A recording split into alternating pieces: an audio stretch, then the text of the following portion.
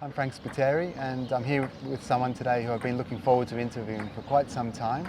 It's Paul Bradley. Paul not only lives in Malta for most of the year, but Paul, you're the over 60s England manager as well. And you have been for quite some time. Yeah, ever since COVID. I took over after COVID, and 60s cricket has developed massively in the UK and Australia in particular. And you've recently contested the Grey Ashes in Australia yourself. Yeah. It's typical Frank's asking me that question.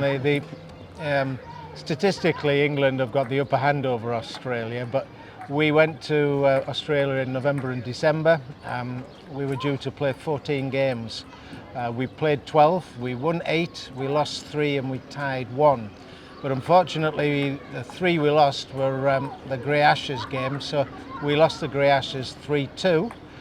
Very closely contested games. There is not a lot of difference between the two teams, and I'm pleased to say the Australians are bringing the Ashes back to us in the UK in July, when they're coming across for a series of 14 games in the month. I thought it'd be a good opportunity to talk about the process by which players actually qualify, or the training regime for the over 60s. It's quite a difficult thing to be, one, available, and two, to actually make the grade and be finally chosen for the England team. I notice you've now got an England Lions team as well as a springboard.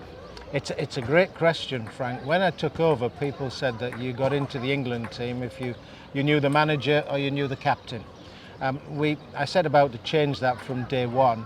We have 35 counties playing in the Premier Division, so we write out to the secretary and the captain, and we get nominations from all of the counties. So when we did it the first year, we had 80 odd nominations.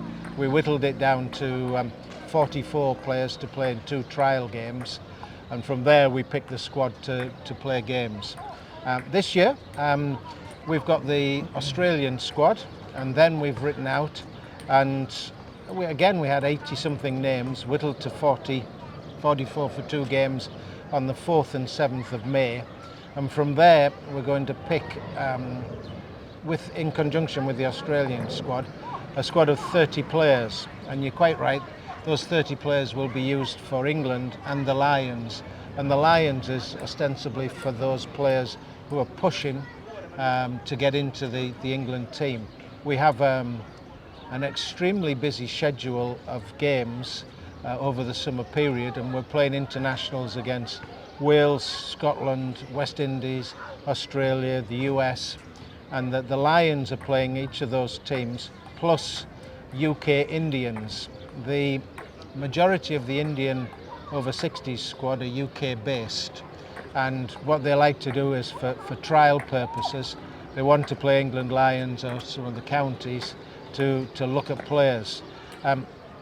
In terms of coaching, we've had Paul Farbrace and other people, but we're lucky enough we use the ECB facilities at Loughborough University, and we have 2-day training camps before we tour or we go anywhere.